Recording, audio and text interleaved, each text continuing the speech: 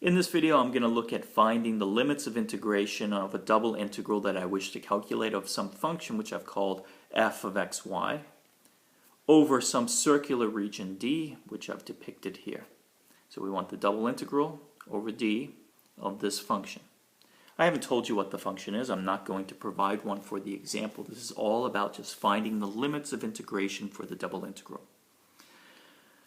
The region I want to integrate over is bounded by this line y equal to x, the x-axis, and then the circular portion that you're seeing here is just the unit circle with the familiar equation. If I want to do this, Fubini's theorem tells me that the double integral can be computed into a iterated integral. We should turn it into an iterated integral. That means integrate with respect to one variable and then with respect to the other. I have to make a choice of what order of integration I'm going to do, and you can see that I've chosen y to be the outer integral. That means if I want to determine the outer limits of integration, I should think about what the y values range through in my region. And in this case, I'm looking at my region here and I see that my y values are always bigger than or equal to 0. And then the biggest they ever get is right here at the point where the circle and the line meet, and that turns out to be y equal to 1 over root 2.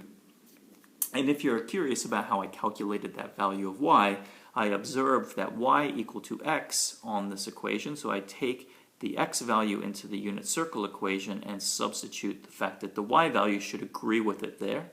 And so I'm just going to substitute that in. And I solve that equation for y, and I get y is 1 over root 2 plus or minus, but clearly the positive root is the one that we want in the first quadrant. That tells me my y values of limit integration will be from 0 to 1 over root 2. What you need to do next now is to fix a typical value of y, and at this height, y here, I'm going to get a slice of the region that I'm drawing through there as a horizontal arrow. And I want you to think about what is the x value when I enter the region and what is the x value when I exit the region here.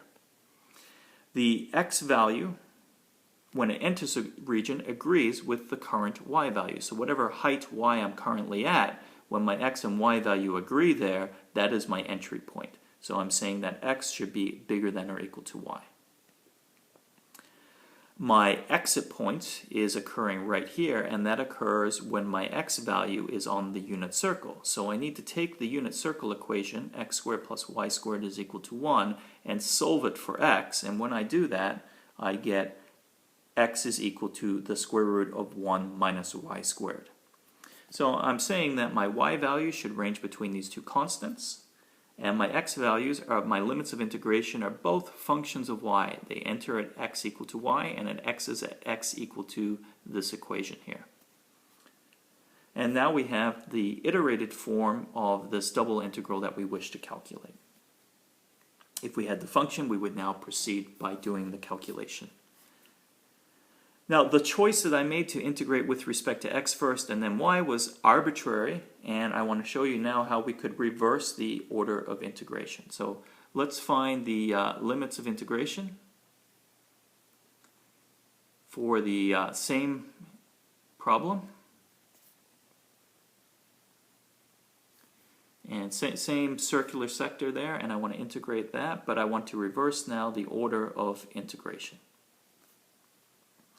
So what that means is I want to set up the integral in the opposite order. So dx will be my outer region or outer integral, and dy will be my inner integral. And so just as before, I should think about the range of values that x ranges through. In this case, it's entering here at x equal to 0, and my x values always stay less than or equal to right at the border there of the unit circle, so when x is equal to 1. My x points in this region are all trapped in between those values of x. I now think about a generic value of x, and that determines a slice through the region, and I want to think about what the y value is when it enters and what the y value is when it exits the region. Clearly, the y value enters when it is equal to 0 because this is y equal to 0 along the x-axis. And it exits the region right when the y value is equal to x. But the problem is that over here, it depends on